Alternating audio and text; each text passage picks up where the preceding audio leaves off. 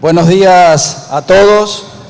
Creo que estamos ya conectados con las dos embajadas, con el caso de Diego Guelar, nuestro embajador en Beijing, en China, y el caso de Carlos Magariños.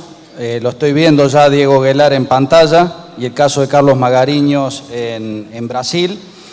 Les agradecemos a los dos este aguante porque llevan unos 45 minutos siguiendo el coloquio. Por lo tanto, mis presentaciones van a ser breves. Me acompaña el embajador Javier Arana, de Cancillería justamente, que luego de la disertación de los dos embajadores va a realizar una ponencia sobre negociaciones. En principio, Diego, te voy a dar el pase porque por el tipo de hora prácticamente tendrías que estar en pijamas en este momento. Un poco las expectativas de todo este auditorio que vos ya conocés porque has estado años anteriores, es que nos cuentes cómo estás viendo el mercado chino, que hoy es el gran mercado, desde tu experiencia que te ha tocado ser embajador en Unión Europea, en Brasil, en Estados Unidos, y ahora en China, que es desafiante por todo lo nuevo que se viene, por cómo es el mercado electrónico en China y cómo podemos salir, para empezar y darte la palabra, de fundamentalmente exportar producto primario para dar un paso más adelante. Tenés aproximadamente entre 10 y 15 minutos, no te voy a interrumpir, excepto que nos vayamos en el tiempo. Muchas gracias por estar presente. Bueno, muchas gracias por esta invitación y esta oportunidad de estar en Córdoba con tantos amigos cordobeses y no cordobeses. Así que voy al punto. Yo creo que en principio China representa dos grandes desafíos para Argentina. El primero, lo que yo llamo dejar la zona de confort. La Argentina está muy acostumbrada, en lo bueno y en lo malo, a discutir si Estados Unidos o Europa, si estamos más cerca o menos lejos, o más cerca o más lejos de Brasil, si es unión aduanera, mercado común o asociación de libre comercio en la región. Tenemos una agenda a la que yo llamo zona de confort. Ahora, zona de confort que hoy, si la miramos, no es tan de confort. Nos presenta mucho más interrogantes que respuestas. Pero además de esta zona de confort que no lo es más, hay un motivo por el cual hay que salir de la zona de confort y aceptar el desafío chino, que por supuesto no está en esa zona de confort. Está lejos, el idioma es difícil, no entendemos muchos mecanismos, tenemos que aprender muchísimo. Ahora, no tenemos más remedio que salir de la zona de confort porque estamos hablando del hecho determinante del siglo XXI. China, en el curso de los últimos 15 años, apenas 15 años, se ha convertido en el primer socio comercial de 130 países del mundo. Esto es un hecho aplastante, en el cual, si no lo entendemos, ya no es el debate si entendemos China o no entendemos China, salimos de la zona de confort o no, tenemos que hacerlo. Toda nuestra región lo ha hecho. Hoy Chile, Perú, Ecuador, Uruguay, Brasil tienen a China como su principal socio comercial. Esto es un dato. Para nosotros es el segundo porque el primero es Brasil. Entonces tenemos en el triángulo entre Argentina, Brasil y China, indudablemente la mayor cantidad de porotos puestos. Y no estoy hablando solo de soja, estoy hablando de nuestra realidad económica. Hoy yo diría que el 80% de nuestra realidad económica proyectada hacia el futuro la jugamos entre Brasil y China. Así que me alegro mucho que esté mi gran amigo Carlos Magariños aquí participando de esta mesa, porque acá tenemos este triángulo, a mi juicio, virtuoso presente. Entonces, estos son los dos desafíos. Tenemos que hacerlo, además, porque todos los países de la región tienen superávit con China. Brasil tiene 21.000 millones de dólares con China. Perú tiene 8.000. Chile tiene 5, 6.000. Uruguay tiene muy poco, por debajo de 1.000 millones, creo que 500, 600 millones, pero igual tiene superávit. Y nosotros tenemos un déficit de 8.000 millones. Esto habla de que algo pasa con nosotros, porque si en esa comparación agregamos a dos países que tienen estructura productiva, la verdad, yo diría, un pedazo de Argentina es Australia y otro pedazo de Argentina es Nueva Zelanda. Nosotros somos como Australia y Nueva Zelanda juntos en términos de estructura productiva. Por supuesto, los dos tienen superávit extraordinarios con China. Quiere decir que algo malo nos está pasando en nuestra comprensión de lo que significa el impacto de China. Desde la embajada, en conjunto con la Cancillería, con el Ministerio de Agroindustria, con el Ministerio de la Producción, con la Agencia de Promoción, hemos estado trabajando estos últimos 2 años muy intensamente. Y hemos logrado cosas muy concretas. Primero, en el campo de las aperturas de mercado. Hoy tenemos sin cuotas todos los tipos de carne, frescas, refrigeradas, con hueso, sin hueso, para ovinos y para bovinos. Vamos a tener porcinos por primera vez, porque no habíamos hecho siquiera el trámite. En noviembre vamos a estar firmando el protocolo. Hemos abierto muchos otros productos. Hemos abierto uva de mesa, arándanos, arvejas. Estamos en este momento en la negociación final para abrir miel y cerezas, que tenemos el compromiso chino de firmar estos protocolos en noviembre. Hemos abierto caballos en pie, que estuvo mucho tiempo cerrado. Tenemos totalmente abierto toda la cadena láctea, que es una cadena de un impacto en su crecimiento extraordinario. Tenemos las principales frutas ya también abiertas, tenemos los jugos, tenemos los dulces. Es decir, en términos de productos agroindustriales tenemos un mercado enormemente abierto. Segundo dato que hemos trabajado, es decir, identifiquemos oportunidades. Hicimos un trabajo el año pasado en la embajada que se llamó el supermercado del presidente Macri en China. Identificamos 390 productos. Los precios comparativos, los orígenes, todos productos que se producen en la Argentina, lo enviamos a la Cancillería, al Ministerio de Agroindustria, a la agencia y a todas las cámaras empresarias. Puedo decir que el feedback ha sido extraordinario y unánime. No hemos recibido ninguno, ni un solo comentario, ni una sola pregunta. Le hemos dicho, mire, nosotros hemos trabajado con buena voluntad, pero obviamente estamos en la embajada, en China, nos falta mucho conocimiento sobre los productos. Díganos sobre esto. Sobre estos 390 nos concentramos 5, 6, 10, 20. Necesitan mayor información. Conducta perfecta. Silencio total. Esto ratifica que el problema que yo planteé como desafío es efectivamente muy grave, porque las oportunidades están.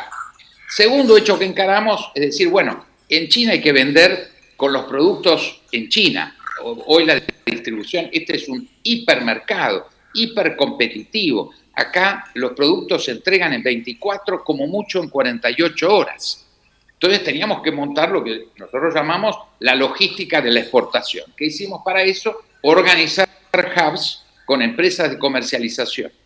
Uno ya en Shanghái funcionando, vamos a cerrar seguramente en los próximos días en Tianjin, que es el mayor puerto del norte, Shanghái es el del centro, y vamos a cerrar en el curso de los próximos 60 días, estamos en la preselección, otro hub logístico en Guangzhou, que es el gran cantón, la gran región del sur. Y además de esto, para completar esta logística de la exportación, hicimos los acuerdos de pabellones nacionales con los grandes e-commerce. Hoy la comercialización directa es clave en China y para eso teníamos que tener pabellones nacionales para colocar nuestras ofertas en Alibaba, en JD.com, en Humore, que son las 3 más grandes. Están los pabellones nacionales. Está ya un hub muy importante y tendremos 3. ¿Qué es lo que nos está faltando? Producto. Gran desafío entonces es entender que tenemos una posibilidad extraordinaria, que este mercado es un enorme consumidor. Hoy las importaciones chinas crecen el doble que las exportaciones chinas. El instrumento de apuntalar por el desarrollo del mercado interno como base del crecimiento de su Producto Bruto Interno es central. Hoy la contribución del mercado interno es el 60% del crecimiento de su Producto Bruto, que en este momento el proyectado para este año es 7%. Claro que 7%, que es más que el que era de 10, porque ahora estamos hablando de 13, 14 trillones de dólares de Producto Bruto Interno. Es decir, esta es una enorme locomotora, donde todo el mundo viene a vender. Si no nos despabilamos rápido, el mundo no nos va a esperar y tampoco nos va a esperar China. Es decir, esta necesidad de entender que salir de la zona de confort, entender que tenemos que hacer uso de esta nueva logística de la exportación que tenemos efectivamente al servicio de nuestros exportadores, hay que hacerlo ya. El desafío, insisto, el tren de la historia no nos va a esperar para siempre. Hay otros países que están trabajando muy bien en nuestra región, Perú y Chile, sin lugar a duda. Brasil está avanzando notablemente, saliendo de la etapa de vender solo productos primarios. Y nosotros tenemos que salir a vender. A nosotros nos vienen a comprar commodities. Y ese criterio ya no da más. O sea, tenemos que aceptar ese desafío que tenemos que venir a vender. Tenemos los instrumentos, tenemos que hacerlo, podemos hacerlo. Creo que el gobierno ha hecho una tarea muy importante para abrir el camino. La tarea del Estado es fundamental, pero yo diría que está en buena medida ya cumplida. Apertura de mercado, instalación y acuerdos de hubs, acuerdos con los e-commerce. Yo le doy el ejemplo que muchos de ustedes conocen, el Día del Soltero, el 11 del 11, el Día de las Grandes Ofertas de Alibaba. El año pasado se vendieron 25.000 millones de dólares en un día. El único producto que teníamos en oferta nosotros eran los langostinos del sur. Los langostinos del mar argentino eran nuestra oferta.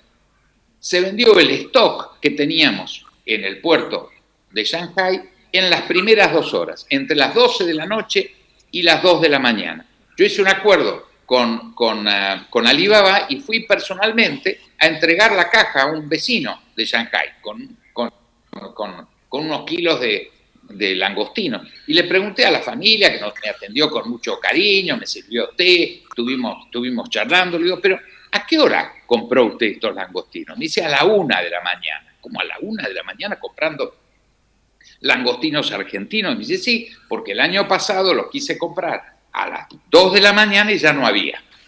¿De qué número hablamos? 34 millones de dólares en 2 horas. Si hubiéramos tenido 200 millones, se hubieran vendido sin lugar a duda en el curso del día.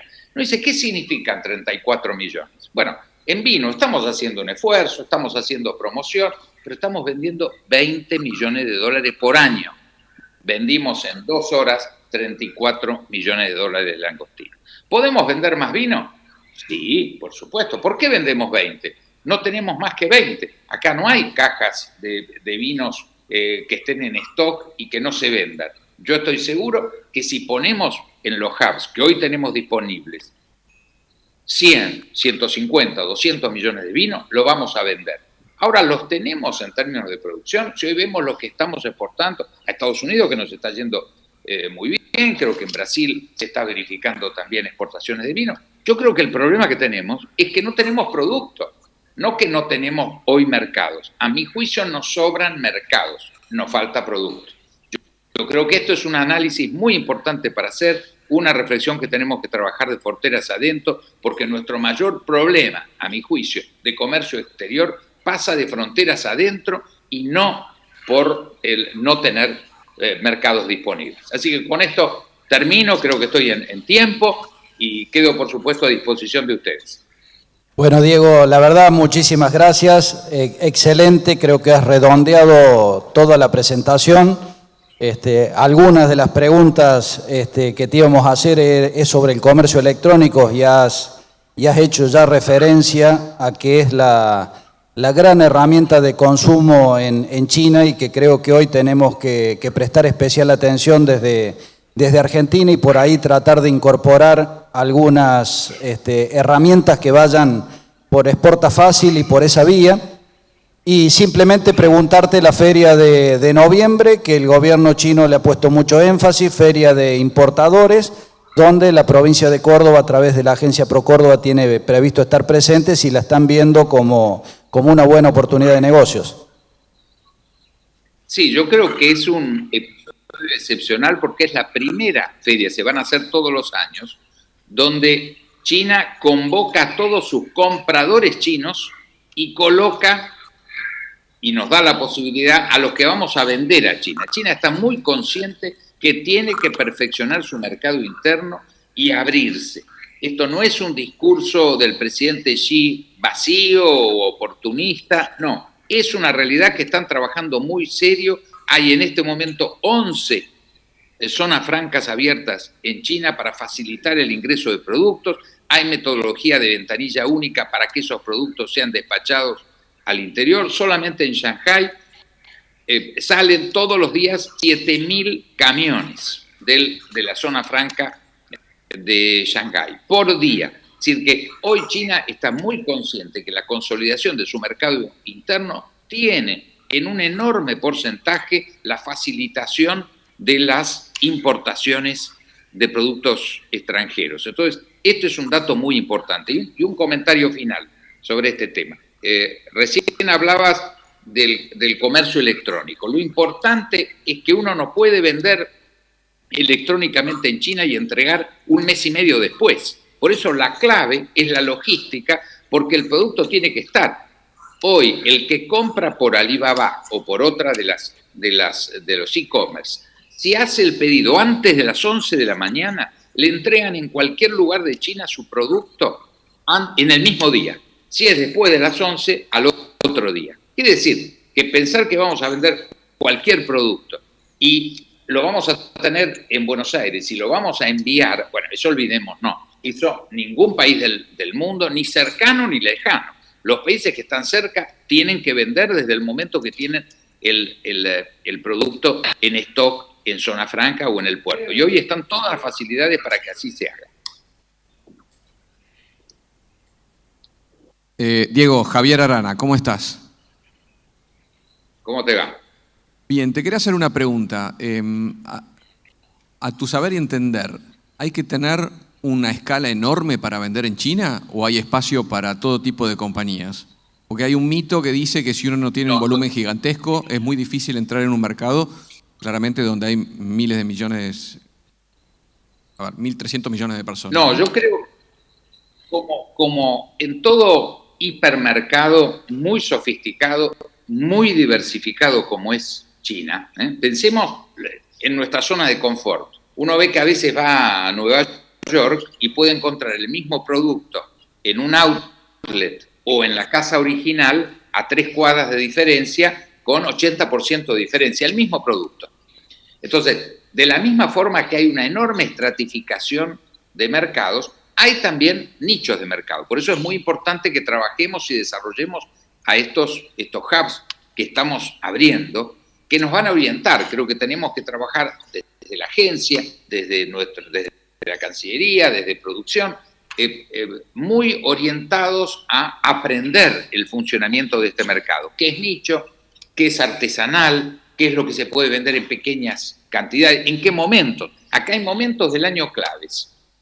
Un momento es el fin del Año Nuevo chino, segunda quincena de febrero. Es una vacación excepcional de una semana. Hay otro momento, el Día del Soltero, noviembre, momento de ofertas. La primera semana de octubre, que es la celebración de la instauración de la República Popular China. Esto para dar un ejemplo. Pero hay, yo diría, 4 o 5 momentos que uno los tiene que conocer, entender cuál es el consumo que se produce por los distintos episodios. Entonces en un momento se consume más una cosa, en otro momento se consume más otra. Esto lo tenemos que conocer de tal forma de prever esto, tener nuestro producto en ese momento y alguno en su escala venderá seguro todo, porque en la dimensión de la escala argentina no hay otra posibilidad más que vender todo, no hay ninguna posibilidad de errar. Pero por supuesto el que tenga una escala menor será exitoso vendiendo menos. El que necesite una escala mayor, por supuesto, tiene aquí todas las posibilidades de desarrollo. Bueno, Diego, muchísimas gracias, muy claro. Te invitamos a continuar siguiendo todo el coloquio de la Unión Industrial de Córdoba, si no tenés pensado ir a dormir, si no tenés sueño. Nuevamente agradecido y le vamos a dar el pase a Carlos Magariños para que nos cuente sobre Brasil. Sabemos de tu predisposición, un fuerte aplauso y muchísimas gracias por estar acompañándonos hoy. Un gran abrazo para todos ustedes. Bueno, Carlos, muy buenos días. Si me estás escuchando desde Brasil, todavía no vemos tu imagen en el prompter, pero no sé si me hacen señas, si se ha cortado o no la comunicación. Hasta hace poquito te veíamos abajo, pero bueno, se está volviendo a conectar, es lo que me están diciendo. Javier, nosotros nos toca improvisar en este momento, con lo cual yo te pediría un anticipo de lo que va a ser tu presentación para ir poniendo en clima. Muy bien. Bueno, un poco lo que te comentaba los otros días cuando estábamos preparando.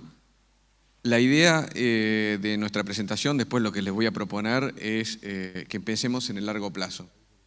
Cuando hablamos de largo plazo en Argentina, en general estamos hablando de 6 meses, próximos 2 meses, qué va a pasar la próxima estación del EVAX, etc. Lo que yo les quiero proponer es hablar de una unidad de tiempo de lustros, ¿no? En donde los lustros serían como el centímetro de nuestra regla, ¿no? Y los milímetros serían semestres, ¿no? De alguna manera como para poder posicionarnos y tratar de pensar en el largo plazo. Sí, en eso yo creo que perdimos mucho tiempo en Argentina, al no estar insertados en el mundo. Vemos que otros países han ganado terreno con acuerdos bilaterales, con integraciones regionales, y hoy es como que venimos en una cuenta apresurada, porque le toca a esta gestión tratar de recuperar todo ese terreno, tiempos que en negociaciones son años y que el sector productivo lo está necesitando. Yo sé que desde Cancillería es un objetivo muy grande puesto y es un esfuerzo permanente que están haciendo, y son varios los frentes abiertos que tienen en este momento. Sí, totalmente. La realidad, lo decía un poco Guelar hace un ratito, China revolucionó el mundo. La irrupción de China en los últimos 20 años ha revolucionado la economía mundial, ha traccionado la integración de los flujos comerciales de una manera que no estaba prevista, o si prevista, digamos. La verdad que hay países que han podido aprovecharlo enormemente. Guelar comentaba de algunos países que pudieron aprovecharlo. La realidad es que nosotros, bueno, todavía tenemos esa oportunidad disponible y no tenemos que dejar pasar este momento, ¿no? Bueno, si te parece, largamos con la presentación porque veo que debe estar alguna complicación técnica. En todo caso, ustedes me avisan si retomamos y bueno, te interrumpiré y le damos el pase a los locales. No tocas eso, Javier, así que... Bueno, justo, Carlos, no sé si me estás escuchando, hubo un problemita recién, pero ya te estoy viendo en el prompter, así que supongo que estamos con imagen y sonido. Muchísimas gracias, Carlos, por participar de este evento. Hace un par de años estuviste presente acá. Sos una persona muy querida por Córdoba, con una dilatada trayectoria en ámbitos industriales. Y hoy te toca estar como embajador en el principal socio comercial de Argentina. Y como bien de alguna manera anticipaba recién Guelar, los dos mercados hoy referentes, uno por lo que representa Brasil y por la integración que tenemos con Argentina y Córdoba particularmente, que a diferencia de China, con una alta participación de producto primario, en el caso con Brasil tenemos participación de manufactura de origen industrial importante. Bueno, te toca este desafío de tratar de que el flujo comercial aumente, de revertir la balanza comercial, y un poco las expectativas nuestras es que nos cuentes un poco toda esta enorme tarea que estás llevando adelante y los desafíos pendientes. Bueno, muchas gracias. Buenos días. Para mí es una satisfacción y un placer poder participar vía videoconferencia de esta reunión de la Unión Industrial de Córdoba, una entidad muy querida para mí, donde, como decía Daniel, tengo muchos amigos con los que hemos conversado mucho tiempo sobre precisamente el mercado brasileño y los desafíos del sector externo argentino. Le agradezco a su secretario Javier Arana su convocatoria para esta sesión, para esta mesa redonda, porque me parece que aun cuando Brasil es tal vez el mercado que pensamos que mejor conocemos los argentinos, hay algunas cuestiones que merecen que le dediquemos un poco de reflexión.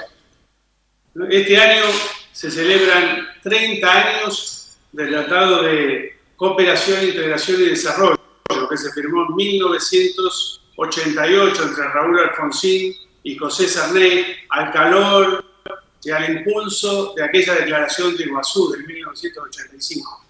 Es una buena fecha para poner las cosas en perspectiva. Brasil es nuestro principal mercado, no solo en volumen, sino que además es el principal mercado de nuestras exportaciones industriales. Y, sin embargo, una de las cosas que más me impresionó cuando me hice cargo de la embajada hace ya 2 años y medio, fue que la oferta exportable de Argentina a Brasil estaba prácticamente congelada durante los últimos 15 años. Aproximadamente los mismos productos y con un mix entre producción agroindustrial y producción industrial muy similar. Le pedí que me acompañe el jefe de la sección económica, Javier Dufutet, que es también el consejero agrícola. Aquí está Julia Lorenzo, que es mi jefe de gabinete. Nosotros vemos en los últimos 15 años ese hecho de que nuestra oferta exportable se mantenga prácticamente congelada, tiene una implicancia muy práctica. Y es que Argentina en los últimos 15 años ha tenido un déficit comercial recurrente con Brasil. En los primeros 15 años del proceso de integración, Argentina tenía superávit, llegó a tener un superávit de casi 6 billones de dólares. En la segunda mitad de estos 30 años, el déficit ha sido consistente y recurrente. Y no es porque Brasil importe poco, porque las importaciones brasileñas del año 2000 hasta ahora se triplicaron. Es porque Brasil está importando más de otros destinos. Cuando uno mira la tasa a la que crecen las importaciones brasileñas del mundo, esa tasa en los últimos 15 años, 200% para los 15 años, ¿no? Para todo el periodo. Las importaciones de Brasil desde la región también da 200%. Desde Argentina, la mitad, 100%. Y con las exportaciones ocurre lo contrario. Brasil nos exporta más, punta a punta, 300% de incremento, y cuando medimos las exportaciones al mundo o a la región, esa tasa es de 200%. Eso explica que Argentina en los últimos 15 años haya perdido participación en los mercados brasileños, desde un 12% al actual 6%. Y hemos tratado entonces de concentrar el trabajo que hacemos desde la embajada a pedido y con el liderazgo de la Cancillería y del Ministerio de Producción, el Ministerio de Agricultura, Agronegocios, de la Industria. Hemos tratado de concentrar el trabajo en ver cómo resolvemos esta cuestión. Y hemos conseguido algunos resultados prácticos muy concretos. Por ejemplo, logramos que se removiera el cupo que limitaba las exportaciones de leche de Argentina a Brasil, de leche en polvo. Cuando me hice cargo de la embajada, Argentina participaba del 30% de ese mercado. Gracias al trabajo del Ministerio de Agroindustria y de la Cancillería Argentina, el año pasado recuperamos el liderazgo y exportamos más de la mitad de la leche en polvo que Brasil importa en total, ¿no? Lo mismo, se eliminaron los problemas fitosanitarios relacionados, por ejemplo, con las granadas frescas. Tuvimos el mes pasado la primera exportación de granadas frescas que vino justamente de la provincia de Córdoba. También se removieron restricciones en el sector de cítricos. Una de las cosas que me impresionó fue encontrar una agenda de negociación muy parecida a la que yo había dejado a mediados de los 90 cuando salí de la Secretaría de Industria. Los mismos tipos de restricciones sanitarias y fitosanitarias contra las que hemos estado batallando con un éxito relativo, pero yo creo muy positivo en términos de flujo de exportaciones. En el sector agropecuario, Argentina tiene un superávit comercial con Brasil. En el sector industrial, por supuesto, el comercio está dominado por el intercambio dentro del sector automotriz, está negociado con protocolos específicos y acuerdos de alcance parcial que lo regulan. Allí, a medida que el mercado brasileño se recupera, Argentina tiene mejores oportunidades de aumentar sus exportaciones. Pero lo más importante y el mensaje que me gustaría transmitirles, aprovechando esta invitación, es que tenemos que dejar de pensar en Brasil como un mercado único que está liderado por los estados del sur y del sudeste brasileño. Hay mucho para crecer en los estados del sur y sudeste brasileño, pero tenemos que trabajar también con el nordeste de Brasil y con el centro-oeste de Brasil. Tengo que confesar, Daniel, que muchas de esas cosas las escuché en Córdoba cuando los visité para prepararme para asumir la embajada. Pero para darle algunos números, el mercado del centro-oeste brasileño, tomemos solamente Goiás y Mato Grosso. Esos mercados, esos estados en el año 1990, combinados, representaban un poco más del 2% del Producto Bruto brasileño. En 2015 ya representaban más del 5% del Producto Bruto brasileño. Es un mercado que tiene entre los dos estados unos 10 millones de personas, pero si sumamos también el Distrito Federal, Brasilia, llegamos a 14 millones de personas. Un mercado considerable, importante, con un ingreso per cápita que probablemente está entre los $7.000 y $8.000 per cápita, ¿no? Para darles una idea, a un estado como Santa Catarina, que tiene el 4%, participa del 4% del Producto Bruto brasileño, le vendemos $1.000 millones. Y aquí en el centro-oeste no vendemos más de 150 millones de dólares. Otro ejemplo es el nordeste. Tenemos un país como Argentina, o más grande que Argentina, con un ingreso per cápita de $5.000 o $5.500, donde también nuestra participación de comercio es baja. Si uno toma todo el nordeste, probablemente encuentre una participación del 8%, pero eso tiene mucho que ver con el rol que juega el estado de Bahía como receptor de exportaciones automotrices, ¿no? Si resolvemos ese tema, la participación de Argentina en ese mercado es muy baja. Entonces quiero alentarlos a que pensemos juntos. Por supuesto, ustedes ven ahí al subsecretario Arana, que es el que lidera esas reflexiones y esos análisis. ¿Cómo hacemos para diversificar nuestra oferta exportable? Incluir nuevos sectores, nuevos productos. ¿Cómo hacemos para enriquecer la oferta exportable? Y al mismo tiempo, ¿cómo diversificamos los mercados de destino dentro de Brasil? Aquí estamos discutiendo cómo podemos ofrecerle soluciones de logística también para llegar a más bajos precios al nordeste brasileño y al centro-oeste de Brasil. Me parece que hay una muy buena oportunidad en un contexto donde la economía brasileña, con todos sus desafíos, comienza a recuperar dinamismo, y creo que ese es el gran desafío de nuestra obra.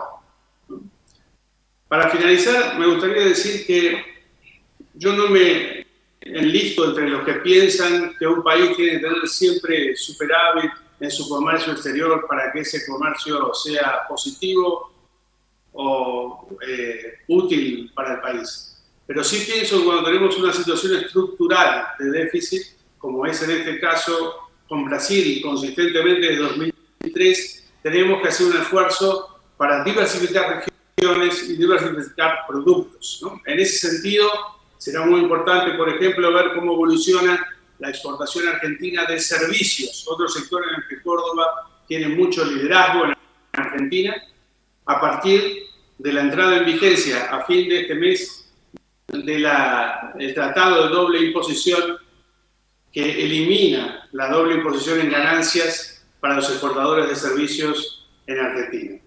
Sinceramente, creo que Córdoba tiene una presencia muy definida aquí en Brasil.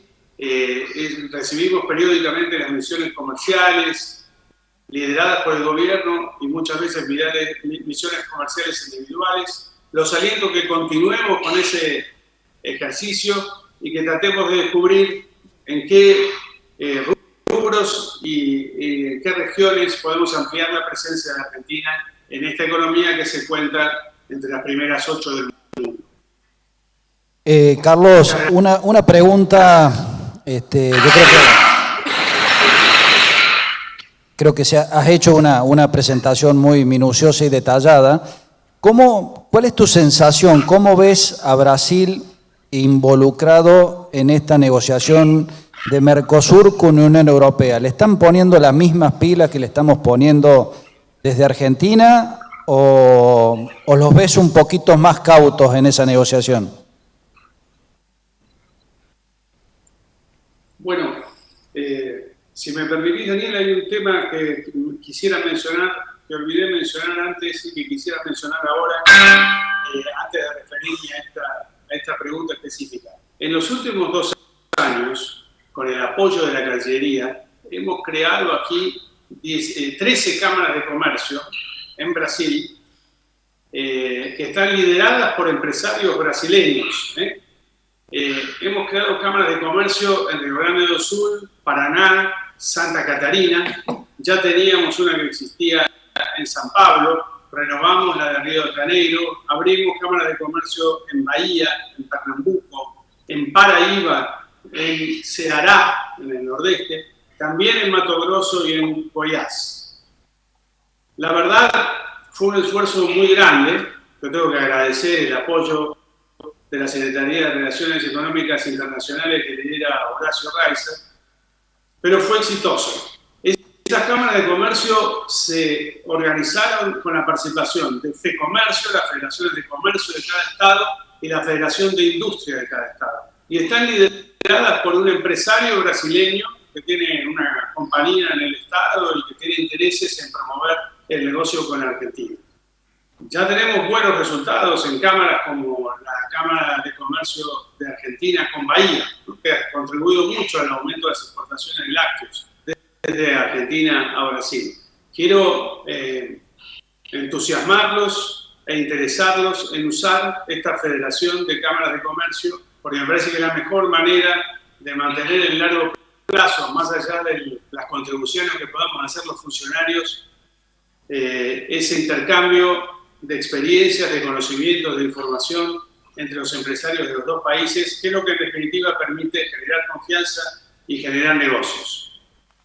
En relación con la Unión Europea-Mercosur, yo tengo la esperanza, como ha señalado el canciller Faure y el ministro Sica y el ministro Echeverri, que en las próximas reuniones que están previstas para el mes de septiembre, el Mercosur y la Unión Europea lleguen a firmar un acuerdo. Como ustedes saben, es una negociación muy larga, donde hay muchos intereses. Lo que yo percibo en las conversaciones con los dirigentes del sector privado en Brasil es que, como siempre, hay tironeos, intereses sectoriales, pero todo el mundo tiene conciencia aquí de la importancia, de la relevancia y las oportunidades que se abren al firmar un acuerdo entre la Unión Europea y el Mercosur. Esperamos sinceramente que eso se materialice va a haber muchas conversaciones durante el mes de agosto entre funcionarios y líderes del sector privado de ambos países. Así que yo creo que a esta altura se trata sobre todo de tomar la decisión política de avanzar. El marco del acuerdo está bastante definido y después de 2 décadas de negociaciones nos parece que se vaya a modificar sustancialmente por el hecho de demorar la negociación. Así que vamos a ver cómo evoluciona el tema, pero tenemos razonables expectativas y yo percibo que Brasil, del mismo modo, está interesado en concluir exitosamente este acuerdo con la Unión Europea. Bueno, Carlos, muchísimas gracias por tu predisposición, por tu paciencia. Nuevamente disculpas por la demora, que nos excedimos largamente en los tiempos, y ojalá que prontamente nos encontremos acá presentes nuevamente. Muchísimas gracias.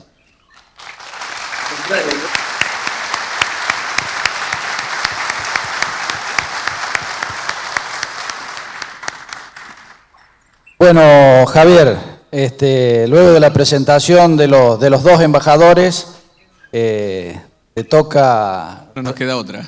Retomar un poco con la presentación y las negociaciones en curso. Así que el auditorio todo tuyo. Bueno, Daniel, muchas gracias. Antes que nada, muchas gracias Daniel, Marcelo, Carolina por haberme invitado a compartir este día con ustedes.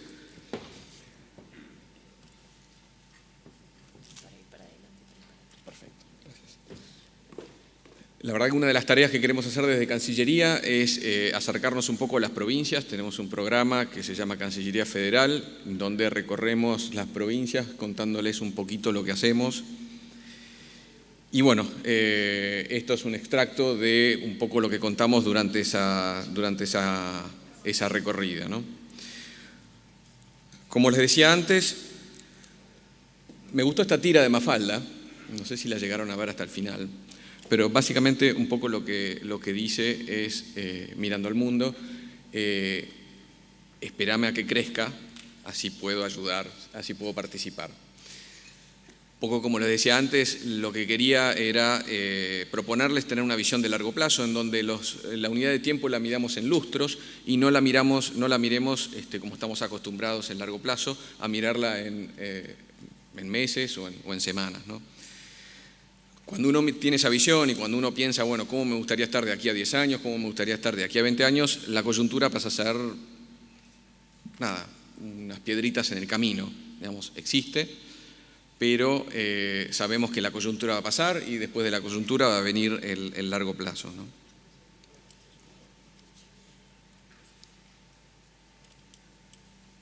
Una simple reseña, no soy experto en el orden económico internacional, pero sí me parece interesante tener una pequeña reseña de cómo funciona el mundo. El mundo, desde el punto de vista del comercio internacional, ha tenido un éxito fenomenal en los últimos 20 años, gracias a las reglas que se fijaron en la Organización Mundial del Comercio, que permitieron disminuir barreras, crear espacio de diálogos, establecer reglas claras en donde pudiera la gente tener estabilidad, donde los negocios pudieran tener estabilidad y así crecer. Esto logró, de alguna manera, disciplinar las unilateralidades que existían hasta el momento, ¿no? A pesar de que en este momento estamos teniendo algunos brotes de unilateralidades de algunas potencias, pero la realidad es que el mundo funciona con un esquema de reglas que están basados en la OMC. La OMC se fundó en el año 95, en el mismo momento que se fundó el Mercosur, en el mismo momento que se fundó la Unión Europea, por 128 países.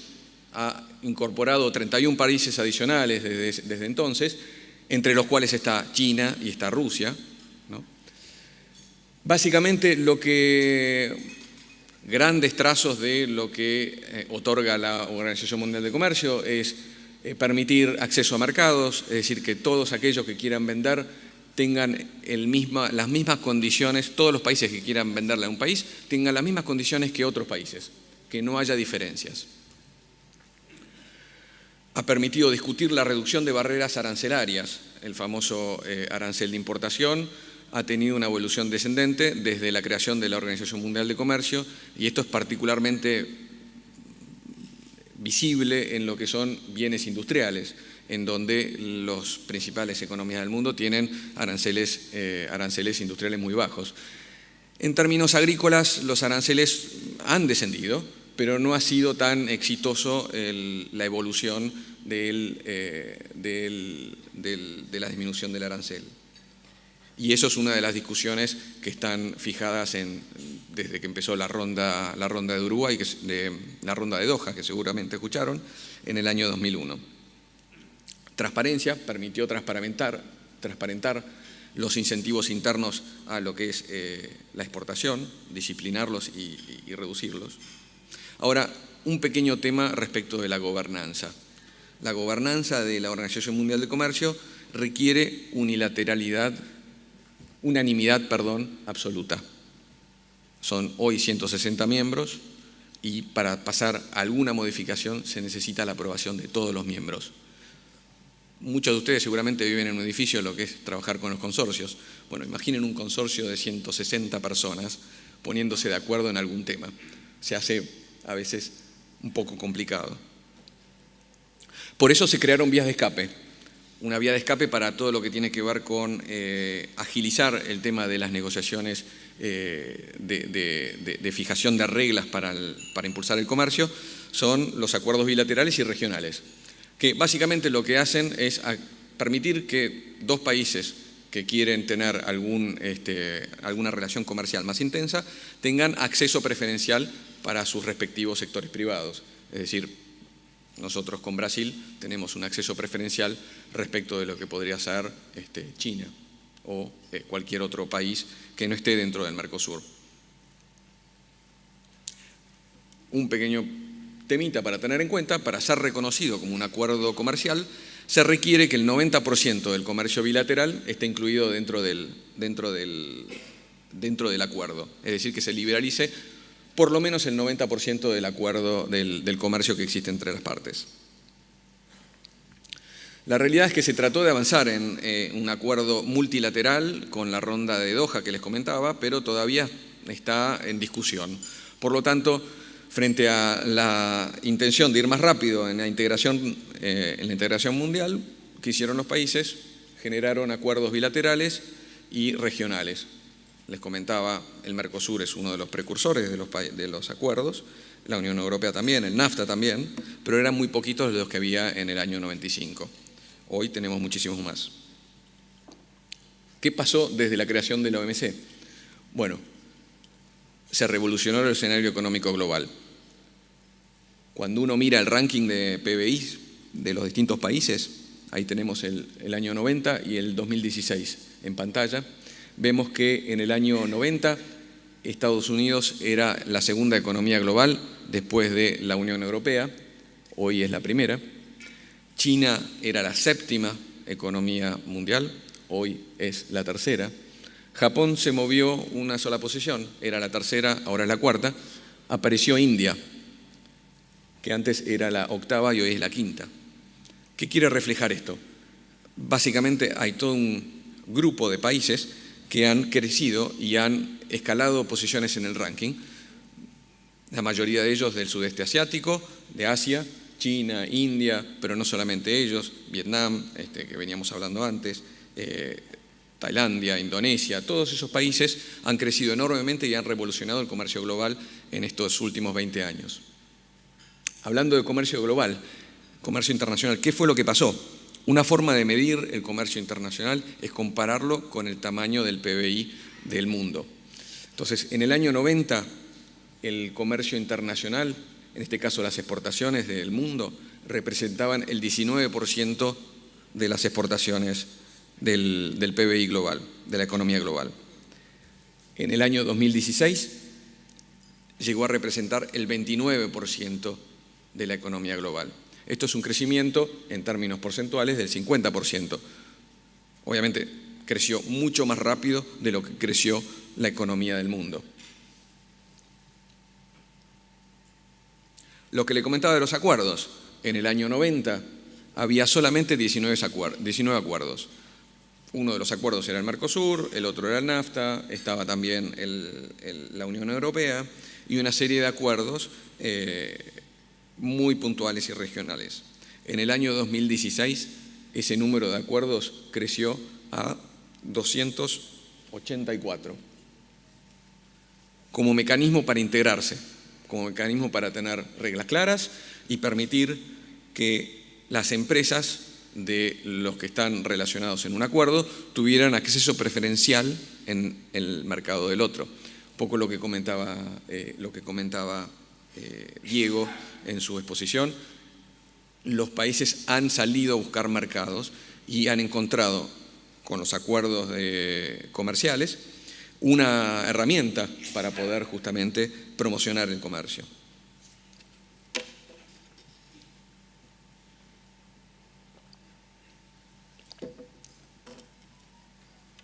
Pasamos esta porque así vamos más rápido. Ahora, ¿qué pasó con Argentina? Obviamente, si vemos el corto plazo, ha mejorado levemente, pero todavía le falta muchísimo camino para recorrer para alcanzar la integración internacional. Cuando uno mira el mismo ratio de exportaciones sobre el tamaño de la economía de los distintos países, vemos que somos uno de los países que tenemos menos integración en el mundo. Arriba tenemos los países de ingresos altos, los países de ingresos medio alto, medio bajo y bajo. Los países de ingresos altos están en el orden del 31% el ratio de exportaciones sobre PBI y así va descendiendo hasta los países que tienen ingresos bajos con un 20% de integración en la economía del mundo, medida como exportaciones sobre el PBI. Países puntuales: México, 38%, Chile, 28%, Colombia, 14%, Brasil, 12%. Nosotros estábamos en el 10% en el año 96, en el año 2016 llegamos al 13%. ¿Crecimos? Sí, crecimos. Todavía nos queda muchísimo camino por recorrer. Es una lástima el tiempo que no lo pudimos aprovechar, pero es una oportunidad que tenemos a futuro para recuperar el terreno que perdimos. Cuando nos miramos respecto de la recepción de la inversión extranjera directa, bueno, también medida la inversión extranjera directa como porcentaje de la economía de cada país, vemos que estamos bastante rezagados. Aquí tenemos medido la década 2006-2016 como porcentaje del PBI y ven que Argentina está en un ratio de 1,6% de inversión extranjera directa respecto de la economía, mientras que tenemos países como Chile, que promedió 6,7%, Colombia 4,1%, Perú 3,7%, Brasil 3,2%. Acá también tenemos espacio para recuperar terreno perdido y que nos ayude a nuestro proceso de integración. Se habló esta mañana de competitividad. Acá tenemos un índice que es el Global Competitiveness Index, que está producido por el World Economic Forum del Banco Mundial. Mide no solamente las ventajas, si uno quiere, de la macroeconomía y quizás las ventajas de tipo de cambio y puntuales de algún momento en particular, sino que mide también otras variables que tienen que ver con lo que se llaman requisitos mínimos, instituciones, infraestructura, entorno macroeconómico en general, salud, educación primaria. Los factores promotor de eficiencia, que tienen que ver con la educación superior, capacitación, eficiencia en el mercado de bienes, eficiencia en el mercado de trabajo y el desarrollo del mercado financiero. En el anteúltimo ranking figurábamos en el puesto 104 de 150 países. En un año, en una medición, ascendimos al puesto 92. Pero si nos comparamos con países de la región, también vemos que estamos atrasados en la generación de lo que se llama la generación de confianza, la generación de competitividad sistémica para que nuestro país pueda crecer y que pueda integrarse al mundo y ser competitivo de verdad.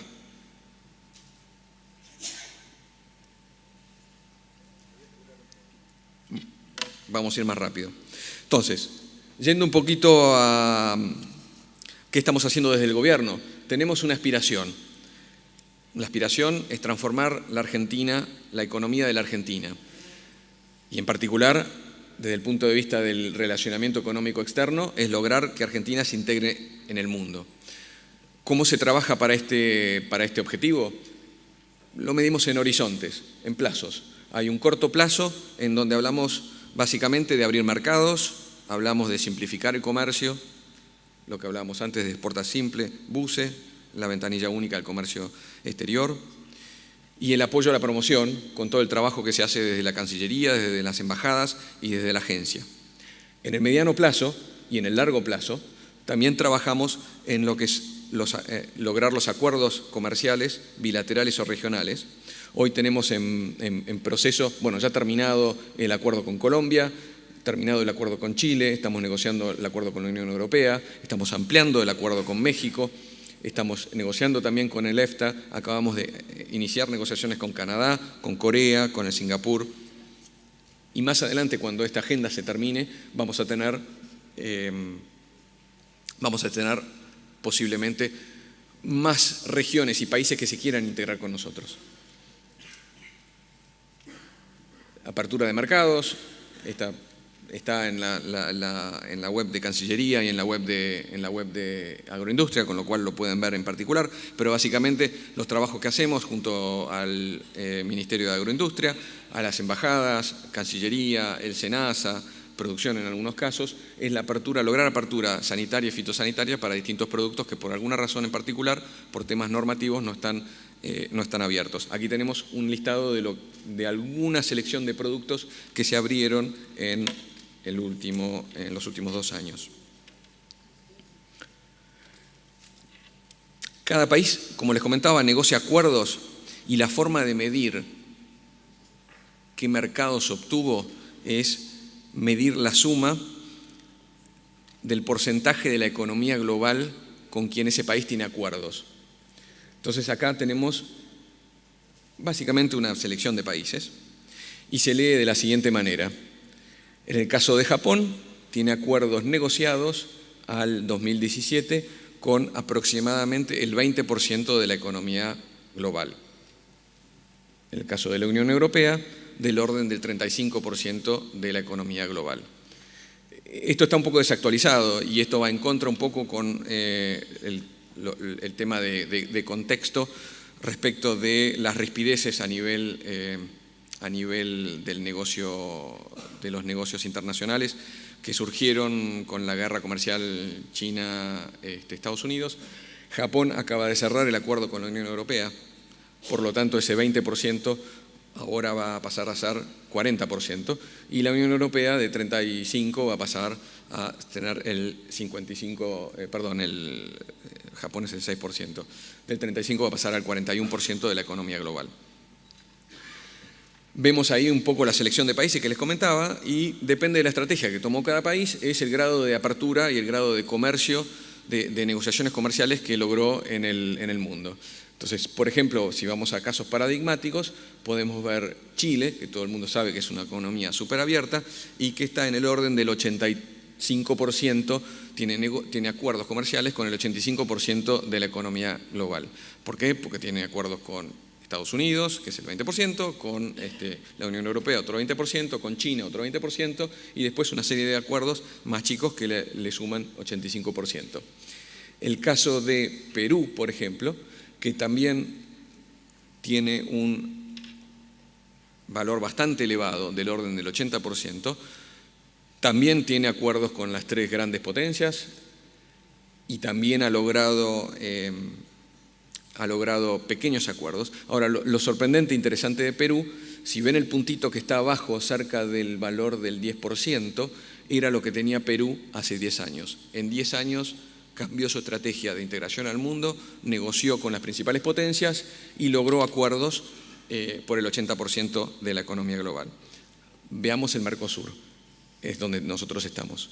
El Mercosur, que es la sexta o séptima país desde la derecha, estamos en el orden del 10%, acuerdos con el 10% de la economía global. ¿Qué significa esto? Es que nuestros empresarios, cuando salen a buscar negocios por fuera del Mercosur, están en desventaja de condiciones con respecto, por ejemplo, con empresarios chilenos o con empresarios colombianos que tienen acuerdos con una gran cantidad de países. Y lo interesante de ver también, ahí está la evolución, está el puntito que muestra el 2007 por debajo del rombo. No nos hemos movido prácticamente en los últimos 10 años. Una forma de verlo, bien, aquí está, una forma de verlo es así. Estos son los países con quienes nosotros tenemos acuerdos preferenciales, en donde nuestro sector privado puede acceder en condiciones preferenciales respecto de otros países. Está India, está México, que en realidad son acuerdos parciales. No está negociado el nomenclador total. Por lo tanto, la realidad es que, digamos, es un 10% un poquito mentiroso. ¿Qué queremos llegar? Queremos llegar al 50% de acuerdos comerciales con economías del mundo. Por eso estábamos agregándole, como les decía antes, Canadá, estábamos profundizando México, que no me modifica el número, pero sí queremos ampliar el número de líneas arancelarias. Queremos negociar y estamos negociando con la Unión Europea, con EFTA, y queremos agregar más adelante Australia y Nueva Zelanda.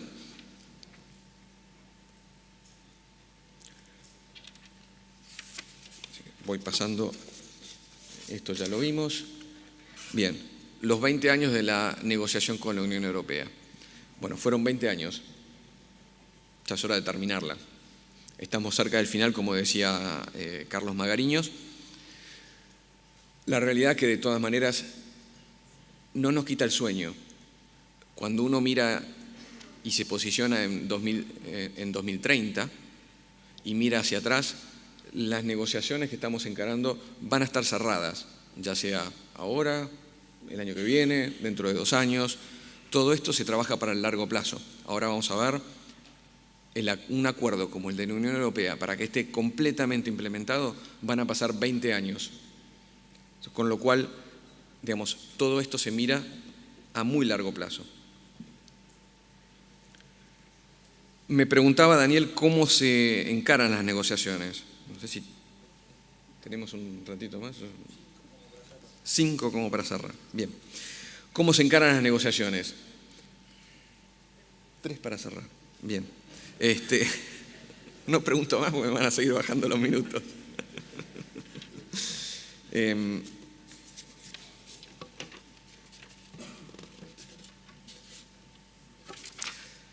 A ver, yo me querría concentrar quizás, esto es el esquema de negociación, lo pasamos, los principios que se usan para la negociación, hay unos principios básicos de negociación, también los pasamos.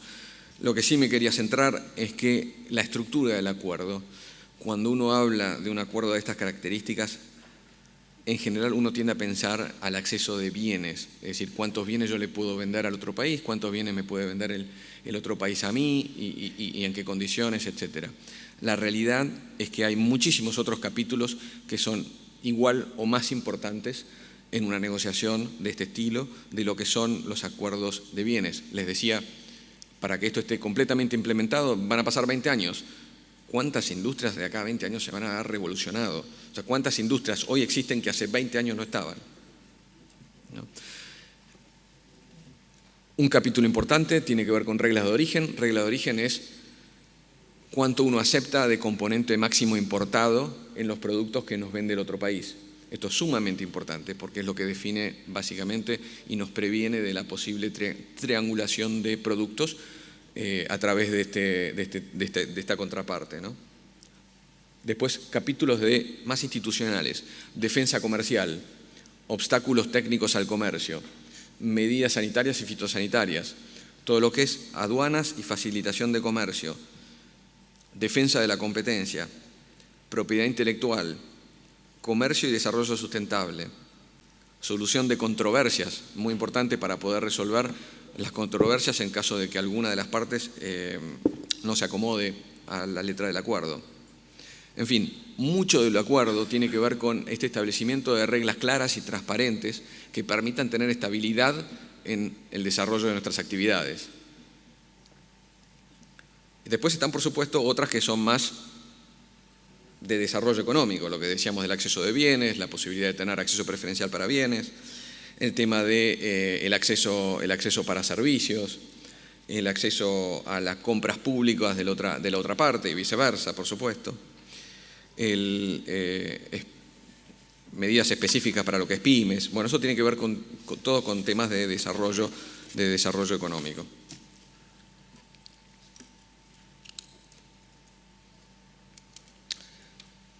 Rápidamente, ¿cómo se estructura el acuerdo en cuanto a lo que es, en este caso vamos a hablar de desgravación de bienes y lo que es la desgravación del arancel de importación?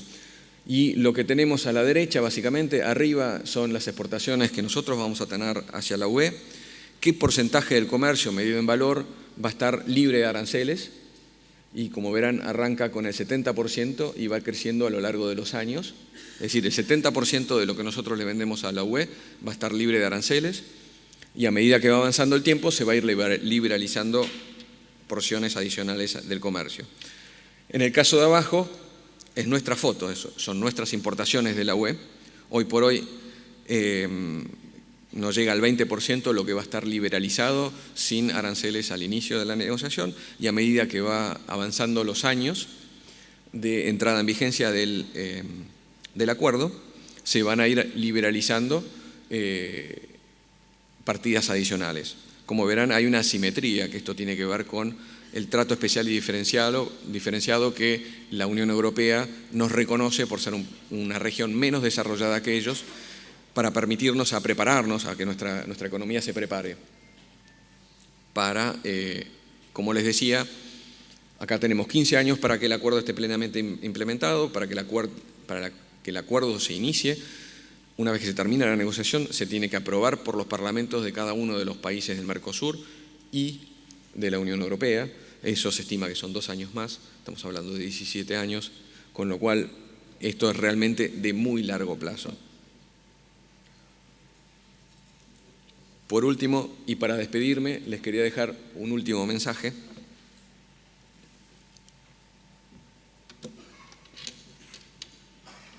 La verdad que Mafalda era una visionaria.